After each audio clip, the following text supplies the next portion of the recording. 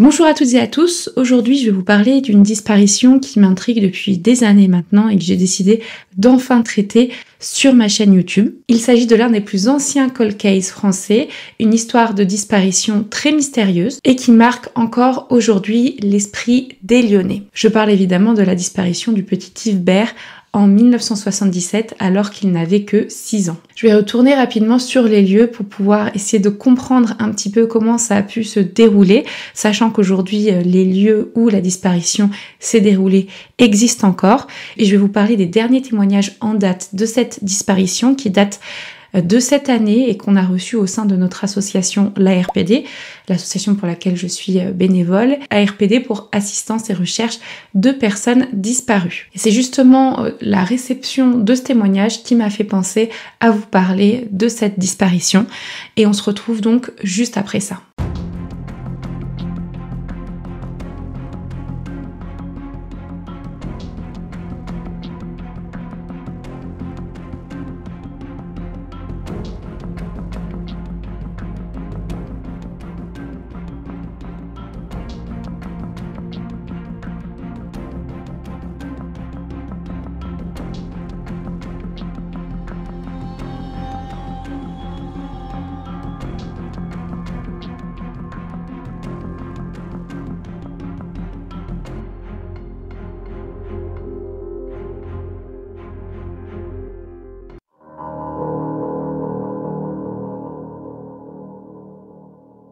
Yves Bert est un garçon de 6 ans au moment des faits, c'est-à-dire en 1977. Toujours heureux et souriant, il a les cheveux blonds et bouclés et habite à Lyon avec ses parents. Il vivait avec sa mère Thérèse Deleuze, son père Jacques Bert et son grand frère, âgé de 9 ans, Yannick, au 34 rue Paul Bert à Lyon, dans le 3e arrondissement. Le jeudi 3 février 1977, jour des faits, dans l'après-midi, fin journée, il pleut à verse et il commence à faire nuit parce qu'à l'époque, donc on est en février 1977, à partir de 17h, le soleil se couche. Yves finit normalement sa journée en cours élémentaire, donc au CP, à l'école Mazenot, qui est située au niveau de la place Guichard et de la Bourse du Travail pour les Lyonnais. Donc on est toujours dans le 3e arrondissement de la capitale des Gaules. Comme à son habitude, Yannick, donc le grand frère d'Yves, attend ce dernier à la sortie de l'école pour qu'ensuite les deux puissent rentrer à pied, environ 5 minutes de là,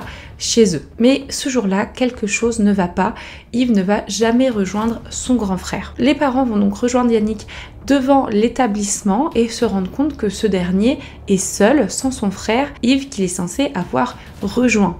Et là, ce jour-là, Yannick est resté au coin de la rue à attendre son frère. Et quand je suis arrivée vers lui, il m'a dit Yves, il doit être puni, on a dû le garder là, à l'école. Cependant, lorsque les parents vont rentrer dans l'école, dans l'établissement, ils vont demander au directeur de l'établissement si Yves est puni au sein de l'école. Et ce dernier va dire que non. Ils vont faire le tour des classes et toutes les classes sont vides. Yves a totalement disparu. Voici, on se trouve à l'entrée de l'école qui n'a pas bougé. Mais je vais vous expliquer ce qui a un peu bougé depuis le temps et vous allez un peu comprendre pourquoi. Je m'en suis rendu compte au niveau des images d'archives. Et Yves aurait dû venir d'ici pour rejoindre son frère qui l'attendait au coin de la rue ici, pour ensuite repartir vers chez eux. On n'est jamais passé par là.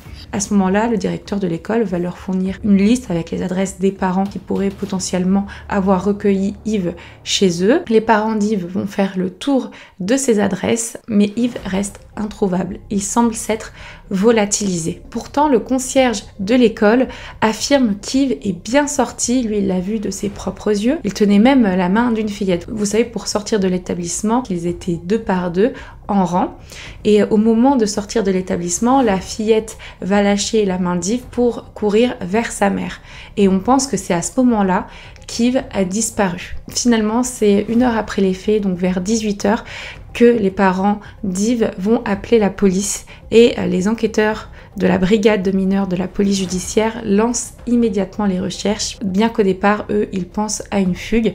Alors bon, évidemment, au vu de l'âge d'Yves, qui a 6 ans, et en plus de ça, des conditions météo, c'est-à-dire qu'il fait nuit dehors et qu'il pleut à verse, il est très peu probable qu'Yves soit parti de son plein gré se balader dans Lyon sans que personne ne l'ait vu.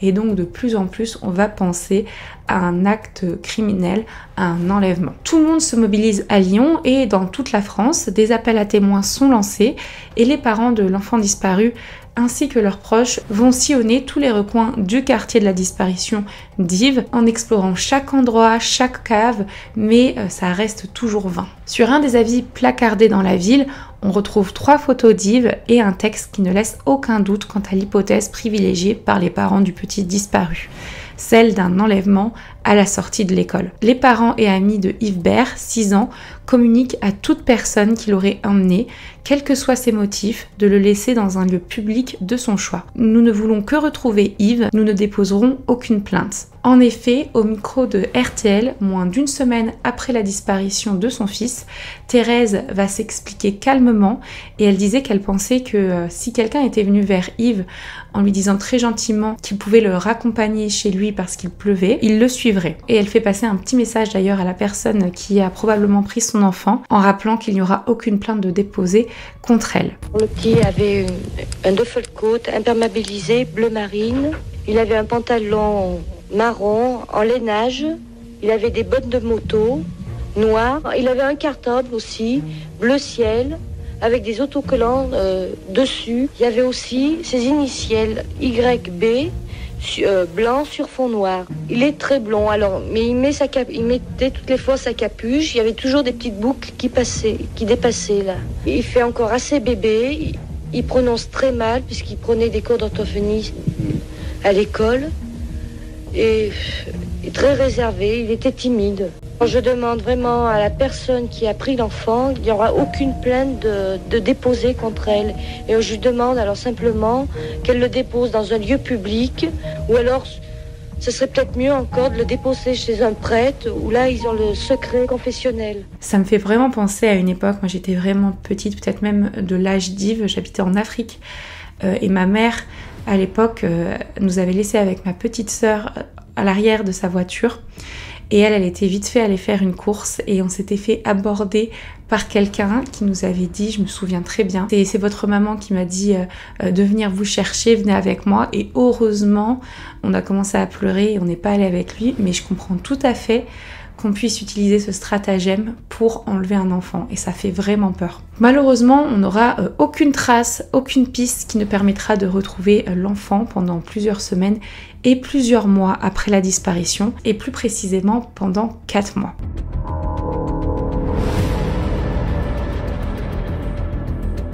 Quatre mois plus tard, soit en juin 1977, on va retrouver le corps sans vie d'un enfant dénudé qui a été repêché dans le Rhône. Thérèse est donc appelée à la morgue afin de potentiellement reconnaître son fils, sauf que le corps est extrêmement abîmé et qu'elle ne reconnaît pas son fils. Elle n'est pas en position de le dire si c'est lui ou pas, mais elle va quand même se résoudre à dire que ce n'est pas lui à la fin. Et d'ailleurs, la police judiciaire ne peut également pas identifier le petit corps. En effet, à l'époque, les techniques d'identification d'ADN n'étaient pas disponibles et les recherches ont continué derrière. Mais il faut quand même noter que le corps de l'enfant qui a été repêché dans le Rhône n'a jamais été réclamé. Le 24 juillet 1978, soit 15 mois après la disparition de Yves, les parents de ce dernier reçoivent une lettre anonyme qui a été postée de Privas en Ardèche, donc à environ 2 heures de route de Lyon. Cette lettre va au départ leur apporter énormément d'espoir. En effet, elle dit ceci, et je vais le lire. « Je me permets de vous écrire pour vous faire savoir que j'ai de très bonnes nouvelles de votre fils. Ne pouvant avoir d'enfant, nous avons eu recours à ce mode d'enlèvement. Le remords nous tenaillant, nous avons décidé de vous rendre votre enfant. » Donc la personne anonyme donne un rendez-vous dans une cabine téléphonique en gare de Perrache à Lyon. Donc là on est dans le 2e arrondissement. Malheureusement, personne ne se rendra au rendez-vous et le téléphone ne sonnera jamais. Pendant les mois qui suivent, 4 autres lettres seront envoyées sans que les enquêteurs remontent la piste. Et je vais citer ce qu'avait dit le père Jacques, toujours au micro d'RTL. À l'intérieur de cette lettre, il y a des renseignements très personnels qui laissent à penser que cette personne nous connaît. C'est la première lettre qui nous dit que notre fils est vivant et en bonne santé. On lance un appel à la personne qui a écrit cette lettre. C'est une lettre qui est en provenance de Valence, plus exactement de la région de Privas. On lui lance un appel pour lui demander de nouveau qu'elle se manifeste. À l'intérieur de cette lettre, il y a des renseignements très personnels justement qui nous permettent de dire que cette ou ces personnes, disons, nous connaissent, quoi, a priori, quoi. Pour nous, l'espoir, toujours, il a toujours été, quoi, en définitive. On n'a jamais baissé les bras. Ça fait 18 mois qu'on se bagarre pour retrouver notre enfant et on continuera. On est peut-être taxé à la limite de cynisme, mais le gosse, il est mort ou vivant, mais il est quelque part, il n'y a pas de problème, il faut le retrouver, quoi. Malheureusement, l'auteur de la lettre ne se manifeste plus et la piste va être abandonnée au profit de celle de l'accident et de l'enlèvement. Au total, il y a plusieurs pistes qui ont été suivies, mais qui n'ont finalement mené à rien, et certaines d'ailleurs se sont avérées fausses. Et les années vont passer, malheureusement, et inlassablement, Thérèse va s'efforcer chaque année, à la date d'anniversaire de la disparition de son fils, de contacter les médias pour que la disparition ne soit pas oubliée. Alors le père d'Yves décédera malheureusement en 2005 et Thérèse va continuer seule son combat tout en s'efforçant de continuer à vivre le plus normalement possible, même si elle le dit, il y a une partie d'elle qui est décédée le jour où son fils a disparu, mais elle a un autre fils et c'est ce qui l'a maintenu en vie toutes ces années. Elle essaye de le préserver, notamment de la culpabilité qu'il a pu et qu'il pourrait potentiellement avoir quant à la disparition de son petit frère. On est en 2009 et l'affaire a été rouverte dans l'espoir que les avancées technologiques, notamment l'analyse d'empreintes ou d'ADN, puissent apporter des réponses à ce dossier qui malheureusement stagne depuis toutes ces années. La police judiciaire espère que les progrès de la science pourront révéler certains éléments invisibles à l'époque, comme les empreintes sur les lettres anonymes par exemple, et bien que quelques empreintes en effet ont pu être identifiées sur ces lettres, ça n'a mené nulle part. Et malheureusement, en ce qui concerne le corps de l'enfant retrouvé 4 mois après la disparition d'Yves, il se trouve qu'aucune analyse ne peut être réalisée puisque le corps aurait, selon ce que j'ai pu voir dans les médias, été incinéré. Donc on ne saura jamais à qui appartenait ce corps. Ce qui moi m'étonne, c'est que si Yves était parti seul pour aller vers le Rhône et se noyer accidentellement, il aurait dû partir par là, puisque le Rhône est là-bas. Et donc il serait passé devant son grand frère qui attendait ici, ce qui n'est pas le cas. Mais alors, ce qui est étrange, vous allez me dire, c'est qu'est-ce qui change par rapport à en 1977 ? Bon, déjà, évidemment, la place était différente. Mais il y avait toujours la bourse du travail ici. Il n'y avait pas le métro, évidemment. Mais par contre, ici, c'était une route. Et on le voit bien dans les images d'archives. Il y a une barrière devant l'entrée de l'école pour protéger les enfants qui sont sur le trottoir quand ils sortent. Et donc, ici, il y avait une route qui allait dans ce sens-là, selon les plans que j'ai vus. Et il est très probable, donc, qu'Yves se soit fait embarquer par quelqu'un et que la personne soit ensuite partie de ce côté-là sans que personne n'ait vu quoi que ce soit. Il ne faut pas oublier qu'il faisait nuit et qu'il pleuvait, donc la visibilité était bien moindre.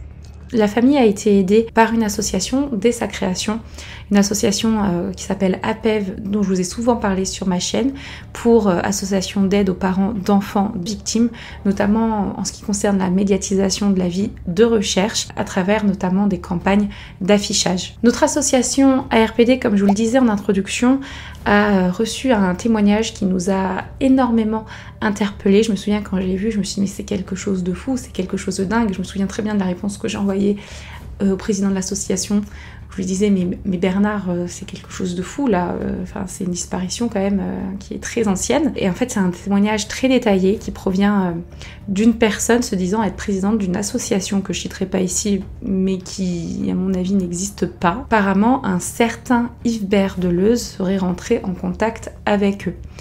Donc dans le témoignage qui nous est expliqué par ce fameux président de l'association, il est expliqué que Monsieur Deleuze a été victime d'un kidnapping à l'âge de 6 ans, le 3 février 1977, à la sortie de l'école primaire Masneau à Champonnet, donc Lyon 3e, vers 17h. Celui qui affirme être Monsieur Deleuze, donc Yves, affirme avoir été enlevé par 3 individus à la sortie de l'école et emmené en banlieue parisienne à Aubervilliers chez une personne nommée X, en échange du remboursement d'une dette de jeu de Monsieur Jacques Deleuze, donc le père d'Yves, qui aurait été joueur compulsif. Par la suite, Monsieur X aurait conduit l'enfant Yves Bert avec un véhicule Peugeot 404 type familial en direction du port de Marseille, où l'enfant aurait été embarqué clandestinement à bord d'un ferry en partance pour l'Algérie. Monsieur Deleuze a également déclaré que Monsieur X aurait modifié son état civil, il l'aurait déscolarisé et l'aurait maintenu dans la peur et la terreur jusqu'à aujourd'hui.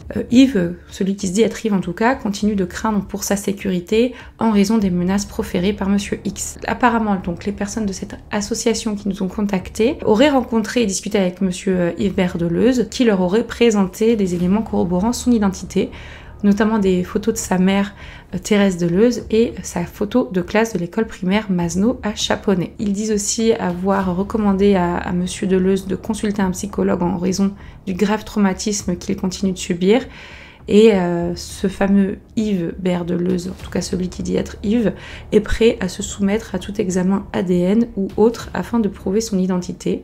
Il résiderait actuellement en Kabylie, dans une commune qui s'appelle Aïd Aïssa Mimoun Tizi Ouzou. Désolée si je le prononce mal. Quoi qu'il en soit, il y a des éléments qui nous paraissaient vraiment très précis, donc c'est pour ça que ça nous a interpellés. Il y avait vraiment beaucoup de détails de données.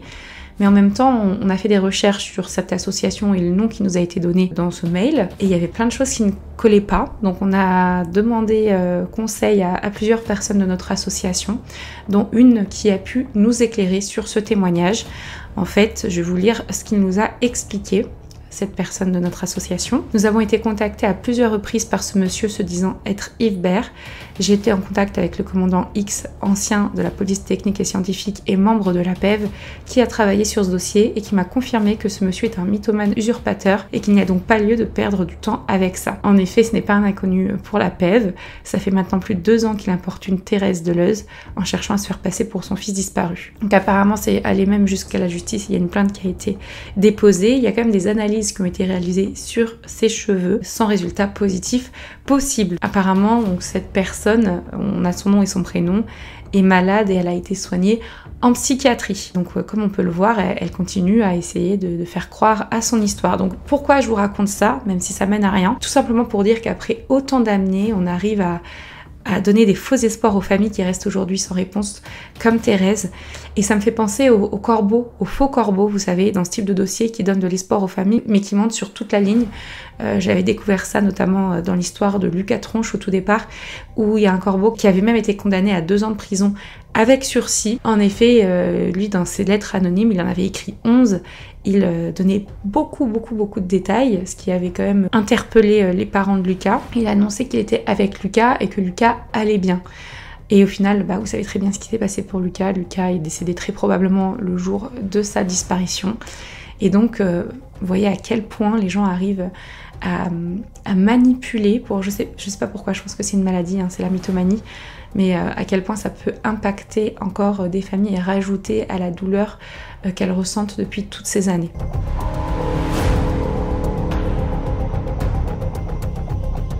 Donc nous arrivons maintenant presque aux 50 ans de la disparition d'Yves. En 2025, en février 2025, cela fera 48 ans que l'enfant a disparu. Yves aurait aujourd'hui 54 ans s'il était encore en vie. Sa mère Thérèse a, elle, 77 ans.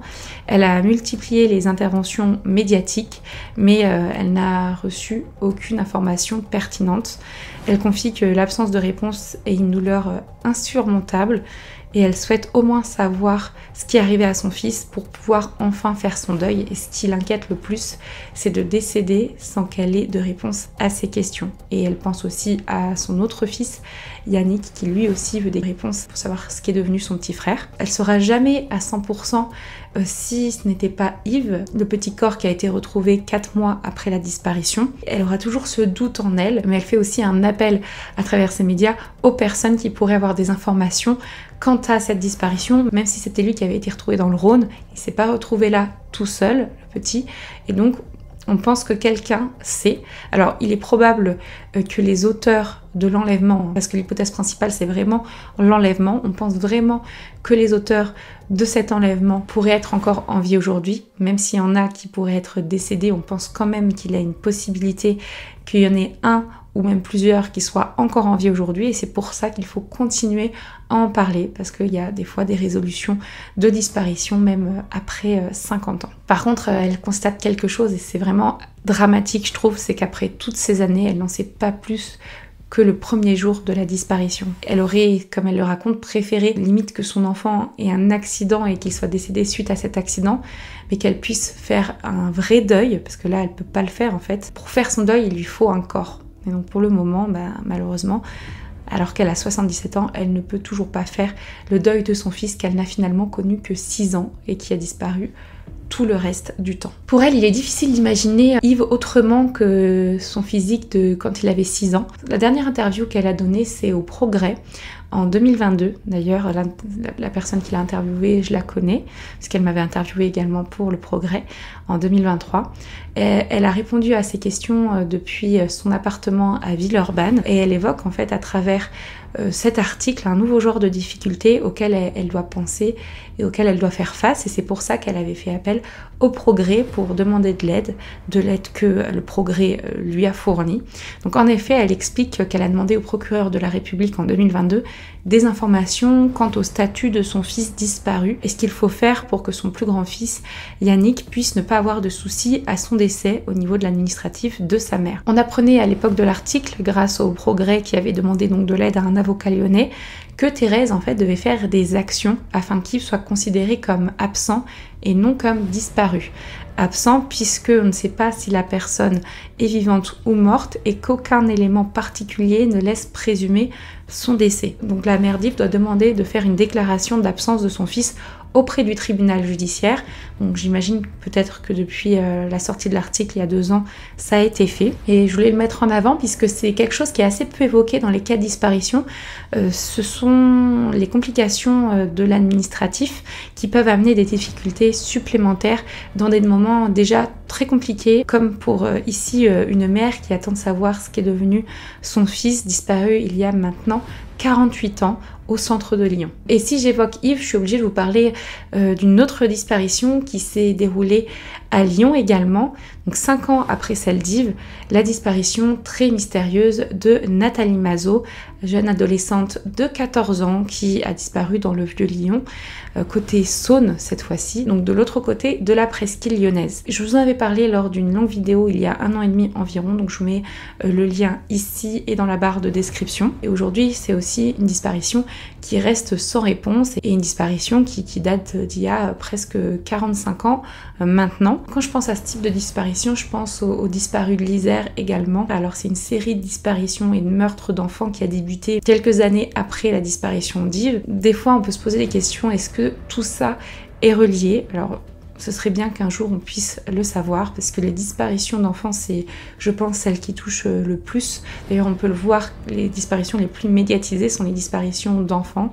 Je pense notamment au petit Émile derrière moi et à Lina, même si c'était une adolescente, qui reste donc aux yeux de la loi une enfant. Aujourd'hui, en est le dossier de la disparition d'Yves. C'est un dossier qui est toujours ouvert, bien qu'il ne soit plus actif. Il faudrait en fait un élément qui puisse relancer le dossier, et je pense que tout le monde aurait envie que ce dossier avance et se termine enfin pour qu'un jour Thérèse puisse partir, on va dire, en paix. Ça fait de la disparition d'Yves l'un des plus vieux cold cases français.